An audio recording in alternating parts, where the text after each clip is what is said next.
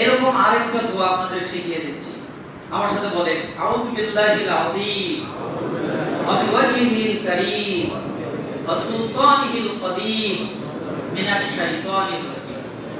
ছোট একটা দোয়া না? এই দোয়াটা কিন্তু মসজিদে ঢোকার সময় পড়তে হয়। আমরা মসজিদে ঢোকার সময় কি করি? আল্লাহুম্মা আফতাহলি আবওয়াবা রাহমাতিক। এটা আপনি পড়লেন, তারপরে এই দোয়াটা পাঠ করে নিলেন, আউযু বিল্লাহিল আযীম ওয়া বিওয়াজহিল কারীম ওয়া সুলতানিহিল কাদীম মিনাশ শাইতানির রাজীম।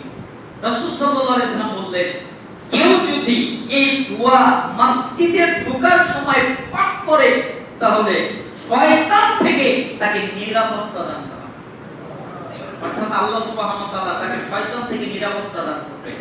এজন্য আপনি আর আমি যদি শয়তান থেকে বাঁচতে চাই, শয়তান থেকে নিরাপত্তা পেতে চাই, তাহলে অবশ্যই আমাদেরকে মসজিদে ঢোকার সময় এই দোয়াটা পাঠ করা, আউযু বিল্লাহিল আযীম ওয়া বিওয়াজহিল কারীম ওয়া সুলতানিহিল কাদীম মিনাশ শাইতানির রাজীম। যে কোনো দোয়া বইয়ে মসজিদে ঢোকার সময় এই দোয়াটা আছে, আপনারা পড়ে মুখস্থ করে নেবেন এবং সবাই আমরা প্রত্যেক জুমায় কিছু না কিছু আমল শিখবো, প্রত্যেকেই এই আমলটা করার চেষ্টা করবে। আল্লাহ সুবহানাহু ওয়া তাআলা আমাদেরকে তৌফিক দান করুন। আল্লাহ আমাদের যারা অসুস্থ তাদেরকে শিফায়ে কামিলা আজেলা দান করেন।